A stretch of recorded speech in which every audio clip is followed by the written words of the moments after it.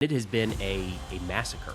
Every day, the footage has been shocking because these tankers are trying to move across the Sea of Azov with no protection. Where's the Black Sea Fleet? The Black Sea Fleet is largely hiding in port because they don't want to get sunk. And right now, Ukraine is winning. So we've seen that Crimea is kind of a focus, this logistics lockdown of Ukrainian middle-range drone strikes, and it's become an issue for them. Ukraine started hitting some of the land crossings to the north.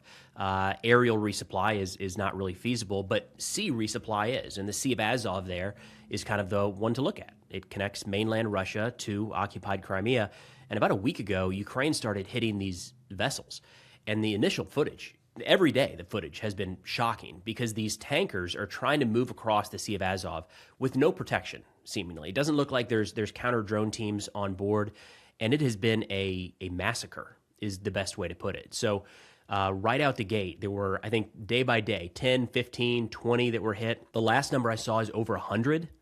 You know, I don't want to get this number wrong, but I think it was 116 different Russian vessels that have been hit by Ukrainian drones, which they're not sinking. And I don't think any have been sunk at this point. But what we're seeing is fewer ships willing to make that transit. The shipping companies, the individuals on those ships, the captain saying, we're not doing that. You kidding me? Because they get out into the Sea of Azov and there's smoke plumes in every direction. I don't know that anybody has been killed so far. I would be surprised if nobody has been injured, just given the volume of the strikes here. But shipping in the Sea of Azov has really fallen off a cliff. Very similar to what we saw in the Ukrainian strikes in the southern occupied territories, where they didn't destroy every truck, but they hit enough to where plenty of drivers said, we just can't do this, or we can't drive at these certain times, or we can't take this certain route. The same thing right now happening on the water. And it was pretty surprising for a couple different reasons. So I think something that's usually missed with this is folks that maybe aren't following the war day in and day out, like the majority of people around the world, is they tune in and they see a bunch of strikes against these ships and think, why didn't they do this last year or last month or at any point? If they could do this, why not? And the fact is, Ukraine has been building this program month by month, year by year. So over the course of the last few years, we have seen Ukraine, as their drone technology advances, going after a lot of air defense systems. And it was interesting to see because Ukraine doesn't have aircraft, really, that are going to be flying into Russian territory. So they're clearing out these air defense systems for what? And we're seeing that today. So there have been gaps created all throughout Russia, all throughout the occupied territories. And all it takes is one or two systems to go down, like a Pantsir or a Buk system to go down, and it opens up a new corridor for these drones to fly through. And Ukraine is not launching one drone at a time. They're launching hundreds, and every one of those gathers information on Russian on flight routes through Russian territory.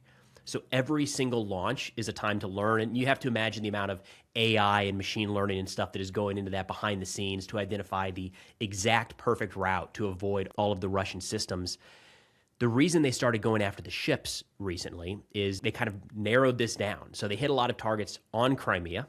Then they started hitting the shipping or the transportation moving into Crimea, started hitting the bridges in the north. There's very few remaining ways to get anything in. There's the Kerch Bridge with, I believe, the commander of the Unmanned Systems Forces, Robert Madyar, yesterday suggested that they're going to leave that standing so Russia can evacuate using the bridge. But there's very little going across the bridge. Air travel into Crimea is not feasible in terms of keeping it supplied. So the one remaining option was the sea. So after the land route was pretty heavily degraded and the trucks stopped driving nearly as much as they could, they started hitting the ships. Had they done this in the other direction, it wouldn't have really been noticeable because something like 4 to 5% of fuel, of general supplies coming into Crimea is coming via sea. So if they hit that first, it would have been a minor distraction and everything just would have increased over the land routes. But Ukraine shut those land routes down effectively, really stopped them in a long way, and then shifted over to one of the few remaining ways they had. I think the reason these tankers are showing, well, there's a couple aspects here. First off is they very clearly did not think that there was any sort of threat. We're still seeing Russian tankers move out in columns, one after the other. And you can see videos probably today. I haven't looked at the footage yet, but yesterday certainly. You can see a tanker burning in the distance when another drone comes in and hits the next one. Like, that's crazy that that's happening. So the tactics of dispersion and trying to move out at certain times just hasn't played out there. I mean, that's knowledge that is in force all across the front. But the Sea of Azov, apparently they view themselves as they view that area is not susceptible to getting hit. The other side here is the protection. Where's the Black Sea Fleet is a question being raised on a lot of Russian channels. Again, when we go to the kind of order that Ukraine carried this out in, 2-3 years ago, there were likely a fair number of Black Sea Fleet vessels that could have stood picket duty and shot down a lot of these drones and protected the vessels against Ukrainian strikes. Right now, the Black Sea Fleet is largely hiding in port because they don't want to get sunk. And we're hearing more and more Russians say it's a problem because if the fleet goes out there, then we're just going to lose a naval vessel. So there's a shortage of ways to intercept these munitions. On land, we're seeing it in shortage of air defense assets. We're seeing it in a shortage of the mobile anti-aircraft teams or anti-drone teams. At sea, especially in this area, you're seeing the shortage of the Black Sea Fleet. So it's the kind of steady degradation of Russian air defense playing out in a couple different ways that has left these tankers just completely vulnerable. I think the situation in Crimea is getting really bad really quickly. We're seeing more and more every day. I saw a post earlier today where I want to say it was 350 rubles for a liter of gas. That's like a 500% or 400% increase in the last 2 months. It's just, I can't imagine what that would be like here in the United States. If gas down the street went up 400% in 2 months, I mean, there'd be riots. So I have to imagine that things are steadily getting worse for the Russian people in some of these occupied territories, and that's just going to trickle up to Putin. So it's happening fast. At the NATO summit, this is the second time I've been, so I have a little bit to compare to, but not a ton. The previous one was in 2024, and it was a very cautious, nervous tone throughout the alliance. And if you go back to that time period, July 2024, Ukraine was on the defensive and trying to figure out, the counteroffensive hadn't really succeeded, and it was what's going to come next. We saw the Russian military continuing to advance. This was different, where the view was, I was sitting there watching a speech from Ukrainian President Zelensky as the footage came out showing the massacre in the Sea of Azov. Like, that is wild to see these tankers get hit one after the other after the other. We didn't expect that a few years ago. And I think anybody, especially in the NATO alliance that has been following the war, has seen on their TVs or on their computers every day now for months Russian refineries getting hit. They're seeing shipping getting hit. They're seeing logistics get hit. They're seeing gains along the front by the Russian military, but they're also seeing the videos come out that show the staggering losses that Russia is taking trying to advance a few meters in some of the rural areas of the eastern Donbass. So all of that together, day after day after day, I think has kind of brought the point home to a lot of folks that Ukraine has the upper hand right now. There's a great quote I believe it was in Reuters, where a NATO official said, Donald Trump likes a winner, and right now, Ukraine is winning. That's not a term we've heard throughout this war. Anytime any NATO official or somebody says Ukraine is, they generally kind of couch it with, no, well, Russia isn't winning, but Ukraine is still here. And this time they were much more overt. Ukraine is winning. Ukraine has the upper hand. They have the possibility of bringing this war home in the near term. So very optimistic, and I think it has to do with, the media piece of this. The strikes are happening on the ground, but Ukraine is making sure that the entire world can see the effects of these strikes. And they're seeing Russia was supposed to be impenetrable. Nothing could get through the vaunted Russian air defense. And we are seeing instead Ukrainian drones that they are manufacturing themselves getting through every single day. And Russia's inability to protect themselves, I think, has been a bit of a wake-up call in a lot of ways to the NATO alliance. So this was a pretty interesting one. It's new in so many different ways. It's the 123rd, I believe, Territorial Defense Brigade from Ukraine. They landed a USV, or unmanned surface vessel, on the Kinburn Spit just off the coast of Crimea. Then they drove a unmanned ground vehicle with a mounted machine gun onto land and started firing into the distance. So the headline here is Ukraine just conducted an unmanned amphibious assault. They used an unmanned vessel to land an unmanned vehicle that started firing, ideally towards enemy positions. All of this technology has existed for a while, though. So really all this did was show it in kind of a combat environment, sort of. We didn't actually see an operation carried out. It not clear what exactly it did other than showcase the technology and the capabilities on Russian territory or Russian occupied territory. But this is the kind of thing that we're seeing week in and week out, where there's just new ways that drones can be utilized. So you go back a couple of years and it wasn't in the cards to use a drone to land a drone in occupied territory. Now that's there. We'll continue to see more kind of iterations on what that could mean. There's a lot of UAVs, unmanned aerial vehicles being used, FPVs and bomber drones. We know those have been very effective.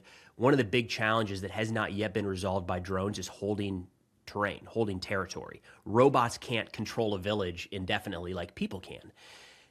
That's still a line we have to cross. So we've seen some of these UGVs utilized in offensive capacities, either carrying mines and blowing up, or machine guns, rocket launchers, things like that. But they're slow. You know, they can't take cover as easily as maybe a person could.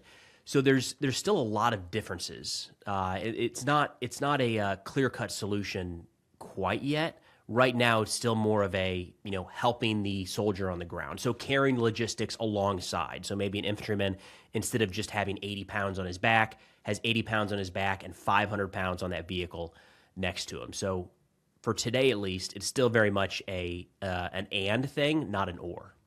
Kinburn Spit is an interesting area where it's kind of the closest Russian-occupied territory of Crimea to Ukraine. So we've seen some landing operations there in the past. This is an area where Russia uses the terrain there to identify Ukrainian drones and missiles coming into Crimea. So it's kind of like the outer ring, or one of the outer rings of air defense for Crimea.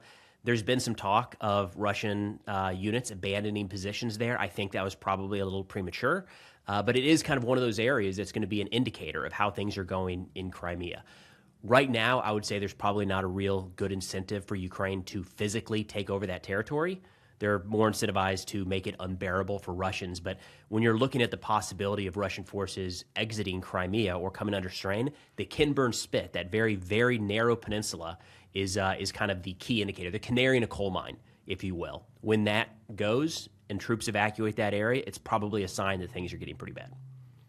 So a couple days ago, a video went pretty viral across just about every social media network, including some Russian channels. They were laughing about it as well, where a trainee tried to mount a machine gun on the back of a truck, clearly modified, not how it was supposed to be set up, and the thing just spun him in circles, and it flew him off the truck. And then I think kind of secretly, the best part of that was the instructor grabbing the steaming hot barrel when he got up and probably ripping a few layers of skin off his hand.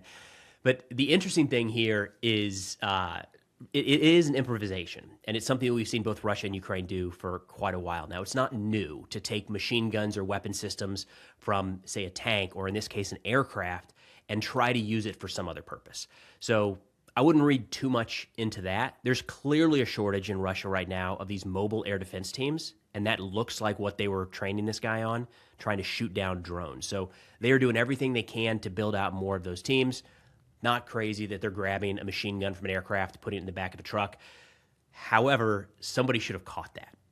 Like somewhere along the line, somebody should have said, this isn't designed to be fired from this capacity. It's not anchored incorrectly. And then the instructor just let it happen. So I wouldn't read too much into kind of unique ways of using weapon systems, but there is a little bit to take in about how nobody caught that would be an issue before they pulled the trigger. The coolest experiences for me over the course of the last couple of years, getting to know so many wonderful people in Ukraine and the armed forces, is just the reminder that they're normal people.